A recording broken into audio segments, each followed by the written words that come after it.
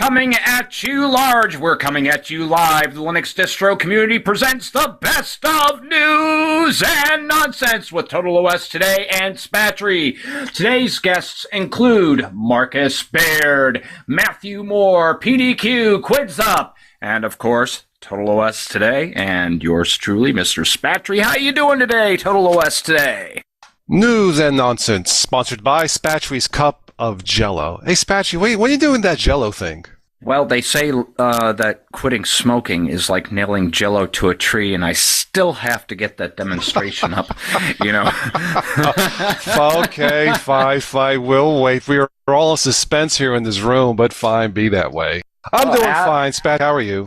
I'm hanging in there like a loose tooth. You know, we want to recap some of the best things that we've done in the news and nonsense. Before you do that, I got some news I'd like to share with the community, and it appears that Mark Shuttleworth marks Bug One, and Bug One is Microsoft has majority share. He's marked this as fixed. And this just came out, hot off the OMG Ubuntu website. The bug opened back in 2004, a month before the first release of Ubuntu was made, concerned Microsoft's dominant market position. The desired fix for the bug was listed as the majority of PCs for sale should include only free software. Well, has that happened? Well, sort of. Just not in the way most of us would have guessed. As many of you know, Android is now getting 1.5 million activations per day, and of course, that is a free and open source operating system. Also, Chromebooks it has been making sales, as well as another open source Linux-based OS will be hitting the market. We have Firefox OS, and Intel Samsung is coming out with the Tizen that we have discussed previously. So, yeah, we're starting to see some open source change, you know, some open source choices hitting the market. But has this really happened? I don't know yet. Well, I will be updating my Sprint phone here in August to the Galaxy phone. I don't know if it's going to be the Galaxy 3 or 4, probably the 4 if I get a good deal. I love my Android phone, and let me just say that Ubuntu 12.04 and Android for the win. Woohoo! All right. Now, Matthew's got an article for us. Yeah, it seems that the upcoming GNOME 3.10 desktop is going to be bringing some new features. One of the most touted feature is the GNOME Music Suite, which is going to be integrated into the desktop. They're calling it one of the geekiest orgs alive. Been blogging about the process of the GNOME Music for the last several months. And with this music app, you can now browse your albums, artists, and songs. No playlist yet, but all of this will be integrated directly into the desktop, and I personally think it's nice to see that the GNOME team is actually adding features for a change instead of removing them. Yeah, now something else of interest, because I had a chance to read that article, is that I use Totem as my main video player. I don't really care that much for VLC, because I've got all the plugins and everything. And they're going to give this a facelift, so it would be really nice to see them, you know, do something nice with the control panel, because, you know, the controls do look kind of big, but the thing is, when you're playing it in full screen, the controls look all right. So I can't wait to see that. You don't care about VLC? That's blasphemy. Get off my show. Who's next? Can I just say that I thought Quids Up review of Mint 15 was really interesting. Carry on, Quids. Oh yes, my review of Mint 15, where I think I once again become the enemy of the Mint community.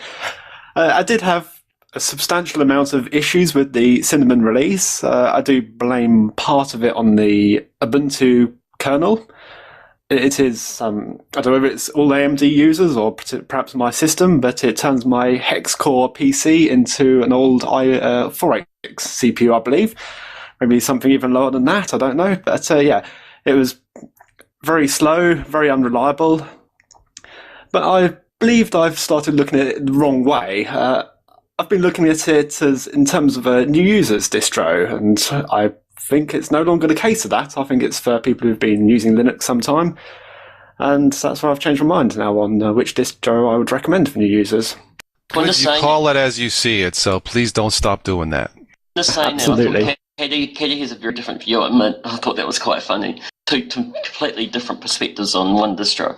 Well, my experiences have pretty much been similar, and I also blame a lot of those issues on the Ubuntu kernel. I've also made the argument that I think the Mint team and their developers are skilled enough, and the platform is mature enough now that they might want to think about branching away from Ubuntu at this point and become more independent. Yeah, they could have a release on Debian, couldn't they? I think if they did that, it would actually help Mint quite a bit. Well, here's some news that Quidsup will definitely enjoy. For those of you people who went out there and purchased the Microsoft Surface Pro tablet, well, guess what? There is now a tutorial out there that will teach you how to install Ubuntu on that thing. Because apparently this tablet, you are able to shut off Secure Boot, therefore allowing you to install Ubuntu on this device. And it stands to reason that if they can get Ubuntu installed on the Surface tablet, it wouldn't surprise me in the least if people figure out a way to install their favorite Linux distro on that. How do you see that, Quids? Oh, yeah, that's pretty good news there. Well, at least with the Surface, there might be a bit more of a selection of software available. And was it the Pro or the Lite? I forget which one, but you couldn't have Outlook in one of them, could you? It was the RT version that you couldn't have that. Exactly. My mistake. Yeah. My mistake there. Yeah. Well, hey, an improvement either way. I think Windows 8 has been, well, not that good either. Pretty slow on that as well. Well, the fact that you are limited to mostly just Metro apps on the RT tablet, being able to possibly load Ubuntu is a huge improvement in my mind. And especially with the touch release of Ubuntu coming along, well, we'll see the start of it in 13.10, and we'll definitely the end of it in 14.04. But I'm seeing some of the touch apps for Ubuntu sort of coming out now, but I've not had a chance to play with any yet.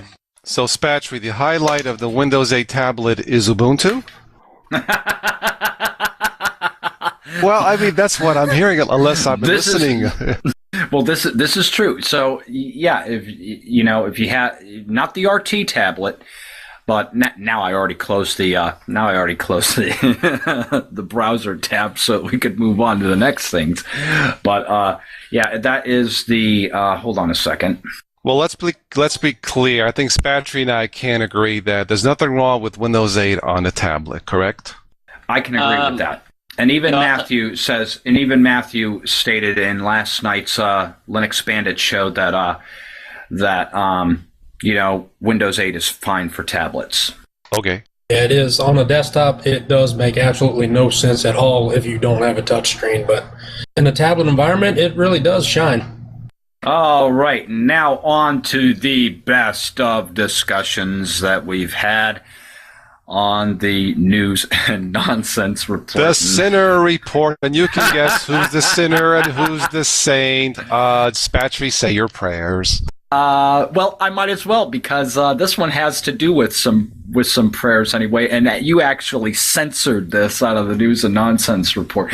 But in all fairness, I won't describe what I suggested for Fedora's Beefy Miracle. Remember that conversation? They had the thing of the hot dog. Yeah. Yeah, I thought that was kind of funny, why a hot dog of all things, and then, I suggested what they probably should have had, and it got censored. Right. If you guys want to find out what that was, just let me know, and I'll post it somewhere. Let me just briefly say that for the listeners here, the Sunday night news and the Sinner report didn't start off like that, right, Spatch? It started off as a Toss Today Tech Brief, a TTTB, for which that you can take pills for. No, but I thought it was going to be a weekly show on Total Tech News with me and Spatry, something that would be orderly, logical, cohesive.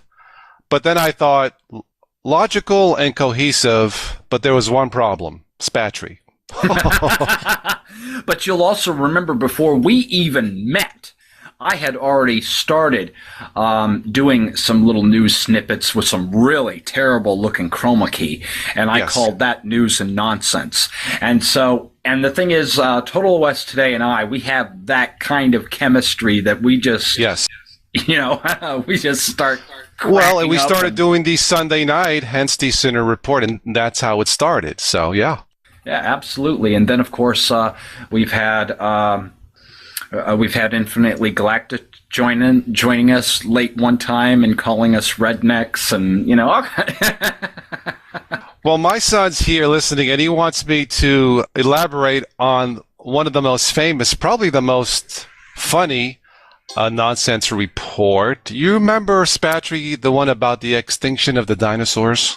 Yes, I remember the essence of putrescence discussion that we had. You were farting up our conversations with these dinosaur things. What a crappy story. Hoo, hoo, hoo. For our listeners here, this was out of a scientific journal. Apparently, the new theory that the dinosaurs that passed away, 65 million years ago, was not caused by a meteor, by a big rock from space. Apparently, the dinosaurs had a problem with methane. They farted themselves to death. So, I mean, where do you go with? Of course, we were cracking jokes. You were like, where did you get this, Dora? I'm like, look it up. And he's like, well, I can understand, the gas and the methane and the ozone, but farting, oh, come on. That was Spatchy's response. Yeah, something like that, yeah. And then we talked about, if the military wanted a secret weapon to, say, invade China, they could just send all the soldiers there with cans of beans and, kill all the inhabitants. But anyway. Well, that would be a lot of beans. Yes, it would be. Maybe they should bring the dog from the Bush's Best commercial. Let's just move on to the next one, okay? Enough of this. Stable versus horse stable drivers. Tell us, how was your last experience with ATI? Spatry, kiss my kernels, but last year I had the latest version of Ubuntu, and of course the little pop-up, hey, you can install new and tested video drivers for your ATI card. Oh, they've been tested. Well, to make a long story short, they didn't work the first time. They didn't work the second time. I reinstalled my system the third time, and it worked fine without them. Now, to be fair, I'm not blaming any specific developer, whoever is in charge of this, but I'm sorry, I was an English major, and if something says these have been tested, oh yeah, they've been tested to fail, thank you. Yeah, that's exactly what I said at the time. I stated that, sure, they were tested, and they didn't work for them either. Exactly, right. But I heard they've been getting better, and they have. The latest one I tested for Ubuntu 12.04, everything worked. I downloaded a game from Steam. Steam is easy, by the way, for newbies. I got a freebie game working. It didn't crash. It ran quite smoothly. Then I went to shut down my computer, and my computer froze. Couldn't happen to a better person.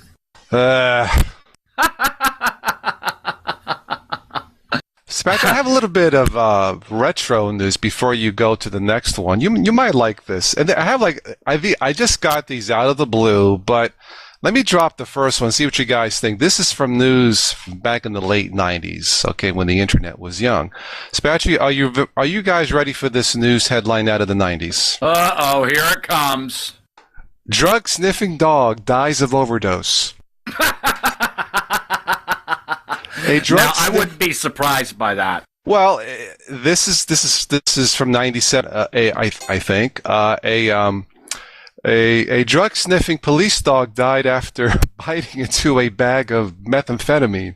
The German Shepherd was going through a training exercise when he stuck his head into an unlocked drawer that contained the drug. Well, I guess that's where dogs and drugs don't mix. But yeah. What's the next one? All right. Speaking of ATI drivers, wouldn't that be something if Linus Torvalds gave ATI the finger like he did to NVIDIA? That, when I saw that, I had to replay it back. Did I just see what I thought I saw? I have to admit, I mean, that says it all. There's no explanation, no translation needed. It's classic. Yeah, I actually watched the whole video with great interest too. But that was definitely a highlight there, and that made news all over. Yes, it sure did. He was pretty miffed. He wasn't holding anything back, but there you go. Yeah, and I mean people that aren't even astute as far as technology news are concerned, they all heard about it, you know. So I mean that made big headlines, and then of course that got NVIDIA in shape, and it is my understanding they're putting out some pretty decent drivers for the Linux community, so that's always a plus. From what I understand, especially lately, if you have NVIDIA cards, the latest drivers for Linux, you probably shouldn't have any issues, or much less, the amount of issues as you would with ATI. So maybe, Linus say, hey, get your act together. I'll be showing you more of my hands. But yeah. And here's another one we discussed. The Japanese invented a speech jamming gun, and it's really funny because after... Just for you. Thank you. Because I think a few months afterwards, I think I saw a video on YouTube where somebody else was demonstrating a noise-canceling, gun that you could point at somebody and, they'd be able to speak, but nobody'd hear them or something like that. Yeah, it disrupted the sound waves or created some kind of echo, which disrupted your way of thinking. But, just talking about this is really ironic, talking about speech jamming and you, Spatry. It doesn't work on you, does it? Like in your case, they would test it on you and the thing would just break, but yeah. I love you too, Total OS today. Yes, dear. What else you got? How about some new nonsense? We all know that you're not too far from Cleveland, so you probably heard this on your local news. But it appears that there was a kindergarten graduation brawl that broke out. And this happened yesterday. A brawl that started over spilled punch at a kindergarten graduation ceremony Friday resulted in the arrest of 8 people, authorities said. Police were called when one participant pulled out a pipe and another pulled out a hammer. 2 teenage girls apparently started hitting each other at Michael R. White Elementary School, and their families joined in, Cleveland Police Commander Wayne Drummond said. The fight involved adults and minors. And a quote from the officer, "You had adults fighting adults, juvies fighting juvies, and so forth." He said his parents streamed into the building to pick up their children. You just had a melee there. Now, no one was hurt, Drummond said, but it wasn't clear whether the hammer and pipe were brought to the school or were grabbed during the fight from a janitor's supplies or elsewhere, police spokeswoman Detective Jennifer Siaka said. No charges were immediately filed, but those arrested were being blocked for aggravated rioting, Drummond said. By city practice, charges are filed after prosecutors review a case. True story there, folks. This is so bizarre. When you first came out, we're saying that story. My son was laughing and clapping his hands. But of course. Nothing like a food fight in the cafeteria, huh? Boy, this sounds like an episode of the World Wrestling Saturday Night Fights or something, right? I'm telling you. Now, Matthew's got some nonsense for us, too. True story. Take it away. Now, I know many of you have probably been using a Microsoft product at some point and thought to yourself, man, these guys must be smoking something. And, well, it turns out that a former Microsoft executive plans to create the first national marijuana brand. With cannabis, he hopes to eventually import legally from Mexico. And he says kicking off his business would be his goal by acquiring all the medical pot dispensaries in the U.S. and becoming a national brand, much like Starbucks. Shively acknowledges that his business plans conflict with U.S. federal law. And he says, if they want to come and talk to me, I'll be delighted to meet with them and show them all of my books. Now, in my own personal thoughts, really, can anyone other than a Microsoft executive actually think something like this would work? Microsoft's Windows 8 requirements are 6,000 gigs of RAM and weed. That is What? 20 pounds of blonde Lebanese hash. Well, maybe this is how they plan to entice people to use their Microsoft products in their little shops. You know, people go down to Starbucks and get online with their computers. Well, hey, I guess this might be the next requirement. Hey, this is some good stuff. Try this out. I thought I saw a weed app in the App Store for Windows. Is it nice, Patrick? Oh, never mind. Let's see. How about a couple more retro nonsense, Patrick? Take it away. Let's see. What do I have here? Oh, this is one that we actually covered on that we should cover on the best stuff. But let me give you a hint here. This is from the Boston Globe from '97. Spatry, did you know that back then there was a territorial dispute on Mars? No. Apparently back then, 3 men claiming ownership of Mars filed a lawsuit against NASA for landing on the planet. I believe NASA successfully landed 2 vehicles back then, or one orbiting and one landing. I forget the names. Forgive me, NASA. But they filed a lawsuit claiming in their documents that they can prove their claim because they inherited the planet from their ancestors 3,000 years ago. Of course, with the real estate taxes on Mars, the taxes are of course astronomical. But that's true. Armageddon, no, it's not Viking 1 and 2. It was called something else. I can't remember what those ships were called. But that was in '76. Yeah, Viking 1 and 2. Well, then I'll take ownership of Venus. Venus, if you will. Isn't that a song? Yeah, anyway. But that's true. Don't quit your day job. Yes. 18-ton bridge stolen in Poland. This is also back in the 90s. Yes, 18-ton bridge stolen in Now, this is not a Polish joke. Well, I guess it is a Polish joke. But apparently, an owner was driving to his cottage last week, and he couldn't get to the cottage because someone stole the 18-ton steel bridge. That was the only way to get in. The 19th century bridge was apparently cut into pieces with a welding torch and hauled away. Now, where would they a bridge put over something troubled like water. That's a song, too. Like a bridge over troubled water. Over Polish waters, yes. This is all true. I have Where one more do you retro. find these stories? I have no idea. Sometimes I wonder if I'm normal. Anyway, one more retro that we can go into the more best stuff. We got a few minutes left. Okay, Spatry. A jilted Indonesian woman released 6 cobras in a crowded karaoke bar in central Jakarta to teach her former boyfriend a lesson. Well, I'm sure once he saw those cobras, he started singing. You know, That's my last one, yeah. I have a true story that I can, that's related to this. Yeah. And this happened in my hometown in Fort Pierce, Florida. And you remember the movie Arachnophobia? Yes. Okay. Well, somebody emptied out a shoebox full of tarantulas into the theater during the first showing. What? Absolutely. It caused quite a stir. It made front page news. Oh man, that's just wrong. Hey, I just thought of a sequel to the movie 300. Did you see the movie 300 about the Spartans? Oh, absolutely. Sparta! But they should make a sequel called Farta, like about the 300 Fartans. We are Fartans. Okay, well, that's all I have.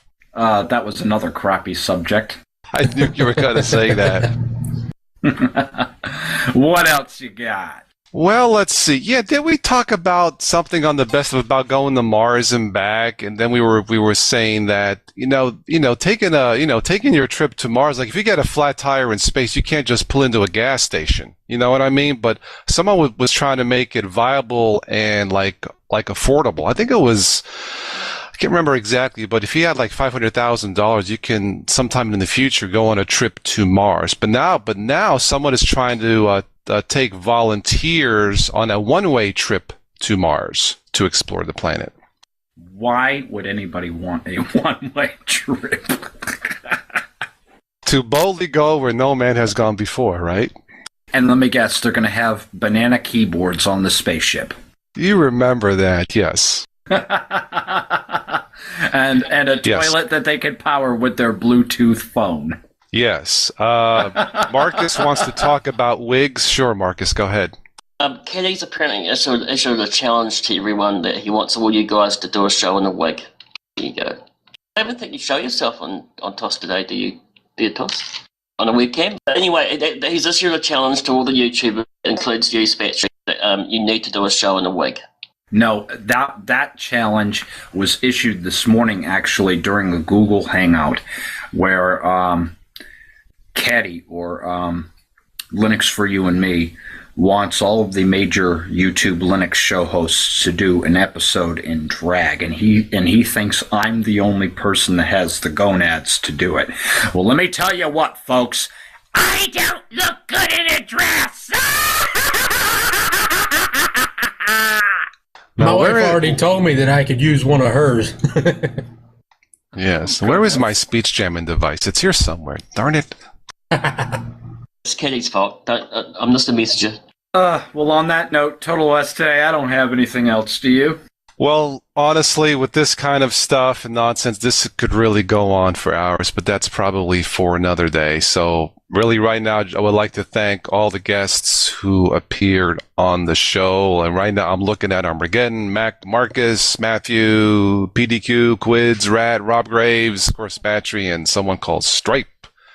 And of course, myself, Total OS today. Quids, I'm glad I'm not public enemy number one right now. No, I've taken that spot, haven't I? Well, I'm kind of on his side, to be honest with you, because I've kind of had similar experiences. I'm on the fence, actually, with the Mint 15. I like the Mate version, but the Cinnamon one's all over the place. But that's the beauty. That's the beauty of Linux. Everybody's entitled to have their own opinion. While I thought Linux Mint Mate was really nice, and I've already looked at Cinnamon 1.8. While I thought it was okay, it brought new features to the table. Some of the configurations didn't quite work, and I noticed that it crashed a number of times. But the Mate edition does look well polished. It looks nice. I ran it in virtual machine, did not have any issues with it whatsoever. But I mean, if Quidsup, ran this on actual hardware and it flipped him the love finger, well, it is what it is, But that's the thing about Linux. If you don't like a piece of software, you either fork it or move on to something else. You have choices, so I'm still running. What is it? Is it number 13? That's the LTS. I'm sticking with that. Yeah. So at any rate, Quidsup, I'm behind you on this one. I'm not going to say to heck with you because you don't know what you're talking about with your review and that sort of thing. If you experience it, I mean, you call it as you see it. I didn't experience any issues and that sort of thing, and people rely on us for information. So what I'm going to say about something may not necessarily be the same as what somebody else is going to say about it. But, I'd have to agree. I mean, we stand behind our Quids, sorry. No, Quids, we're with you on this. You call it as you see it. Don't let anybody tell you otherwise, no matter what they say. Yeah, cheers, guys. Well, yeah, I still say Mint 13 was the best one. Or the better one, anyway. Yes, I agree. Yeah, I'd have to agree too. Mint 13 is solid. It's polished and great as a long-term release, and I even suggested that in my own video. I mean, this is what's driving me nuts. How come we now have a 6-month release cycle on these distributions? I mean, that is ridiculous. Well, it's actually, 9 months now? It used to be 18th for the updates and 6 months for the, but I really don't know. Yeah, you have a new release every 6 months, and so after 9 months, you no longer get support to it, so you're kind of forced to upgrade, and, it depends on, what you're using your computer for. But the thing is, you get the thing set up how you want, and then boom, all of a sudden you got a new version to download. It's for people who like to tinker. Isn't that what it comes down to, right? Yeah, I guess you're probably right there, One issue that I have with the scheduled release cycles is sometimes you have bugs in software and the developers are going to rush to get the software out by that date, and you end up releasing broken software. So I think without a set schedule, maybe that wouldn't happen as much. Armageddon says it's for masochists. Tell us about it. Oh, is that a new release? No, but I mean, if you have to reinstall your system every 6 months, come on. Debian. Yeah. I think we should all have our regular tried and true machine, Windows 7, and just have Linux for tinkering. How does that sound, Spatry? Well, you can have Windows 7 as your tried and true machine. I'm gonna actually once I've got a queue here for shows lined up, but once I've got my queue cleared out, I am really tempted to just go ahead and take the plunge, because I've been playing with Manjaro Linux now for the past few days. The May snapshot, I'm absolutely loving it. It looks great in VirtualBox, and It's very fast. Oh, it's very fast, and it is sweet, and they've got their own repositories. You can access the AUR with it and that sort of thing. And I really miss the rolling release model, because but the thing is, really, I still need to hold on to this in VirtualBox and just make sure that everything is going to run stable and not have any issues before I take the plunge and install my machine. But, part of me doesn't want me to install it, and another part of me does want to install it, because I really like what it brings to the table. I can't sing them enough praises for, all the efforts they're putting into this. They're actually making an Arch-based system. And I said it wrong in the video, not so much beginner-friendly as it is user-friendly. Spatry, before we close the show out, you haven't talked about fishing with dynamite. Are you okay? Oh, God, I forgot all about that. Yeah, that's how we used to start up the show. That's right, we're fishing with dynamite on Total OS Today and Spatry. That joke where that started out, guys, back when I was a kid, my friends would want to go fishing. Now, being a New Yorker, I don't always have a lot of patience for waiting for my dinner, right? So we would wait and wait, and I would say as a joke, this is not, you guys don't know how to fish with your fishing poles, because it's possible to spend all day fishing and catch zero, right, Spatry? Right. Absolutely. So I said, no. Yeah, so I was like, no, this is how you do it. Just throw in a couple sticks of dynamite, watch the fish jump, and you can have all the dinner you want. Yeah, and so we, for the first few shows that we did, we always figure out a way to incorporate that into the show. How could I forget that? And the thing is, it's on the list right in front of me. Duh. That's right. Anyway, on that note, Spatchy, that's all I have. All right, and may your next excursion with fishing with dynamite, I just hope you don't blow your fingers off your hand or whatnot, because when you do like the dynamite, you do need to throw it. Don't hold on to it. Well, I got a call. I got a call from the EPA, the land resource. They were really mad of all those fishing boats that were sunk, so I have to stop doing it. But anyway. Dummy, that's because you were using depth charges. Oh, crap. I forgot about that. Let's go fishing with nuclear weapons. Shh, it's a secret. Shh. Yeah, take out 50 square miles. Yes, you want your fish barbecue? No problem. Exactly. Actually, take us out. Actually, it's vaporized. You already took us out 10 minutes ago. Oh, see how much fun this is, right? I know there's somebody on this panel is dying to say something else, right? But you guys still going? I lifted it off like about half an hour ago. Oh, sorry, carry on. All right. Once again, thank you, all of you, for making the News and Nonsense shows so great. Thank you, Armageddon, Marcus Baird, Matthew Moore, PDQ, Quids, Rat, Rob Graves, Stripe, Total OS Today, and myself. Total OS Today, you want to do this same time, same channel next week? That is a possibility, Spatry. I will let you know. All right. Well, if Total OS Today isn't going to be here, I'm not going to be here either. I know it's not the same without me.